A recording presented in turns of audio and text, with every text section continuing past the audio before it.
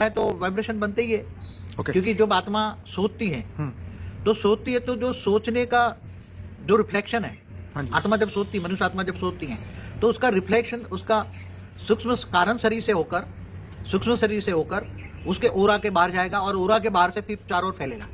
अच्छा, और चारों ओर एक तो उसका ओरा खराब हो जाएगा, या पॉजिटिव या नेगेटिव का ओरा में प्रभाव पड़ता है। आपका मतलब ये है कि वाइब्रेशन माने सोच, सिंपल सी बात में। मगर चारों ओर कैसे रिफ्लेक्ट होता है ये बताओ। वायुमंडल में सोच, वाइब्रेशन पहला तो है, वाइब्रेशन माना सोच। ठीक है। लोगों की सोच से जो कंपन वायुमंडल में, वायु तत्वों में। बापूजी, क्या ये डिजायर इच्छा अलग है, विचार अलग है? देखो, अब डिजायर, इच्छा भी नेगेटिव या पॉजिटिव होती है ना। हाँ बिल्कुल। हाँ जी। तो इच्छा माना सोचता है ना। मनुष्य आत्मा जब सोचती है ना, हाँ जी। इच्छा होगी तब सोचेगी ना। देखिए बाबूजी, इच्छा के अंदर काम, क्रोध, लोभ, मोह, अहंकार पांचों है। जैसे एक इच्छा हुई कि गाड़ी ले, लेकिन मतलब किसी को भी उल्लू बना के ले या किसी को चीटिंग करके ले, तो ये उसके लिए जो है हमारे अंदर वो इच्छा के अंदर काम है, इच्छा के अंदर क्रोध है।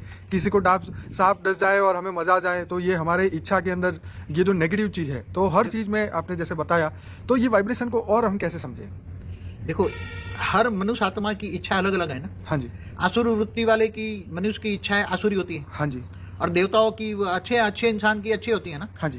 तो सोच मात्र से सोचते हैं ना, जो सोचते हैं, संकल्प। सोचना माना संकल्प करना माना मनन मंथन करते हैं। विचार। कई विचार भी मनन मंथन करते हैं। ठीक है। कई लोग बच्चे पढ़ते हैं तो वो भी विचार वायु मंथन भी तो जाता है ना। जी। केवल सोचना, आज सोचते हैं तो सोचते हैं तो दुनिया के अंदर ये सारे अंदर वाइब्रेशन फैल जाते हैं। मैं एक आप बताऊं हाँ जी। हाँ जी। कि जहां एक आत्मा यहाँ भारत में बैठी और दूसरी आत्मा के बारे में, अमेरिका के बारे में सोचती है। ठीक है। बैठा है अमेरिका में।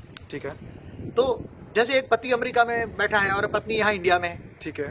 तो पत्नी अपने पति के बारे में सोच रही थी, उसके सोच के संकल्प वहां अमृता तक फैलते हैं। कितने? ओके।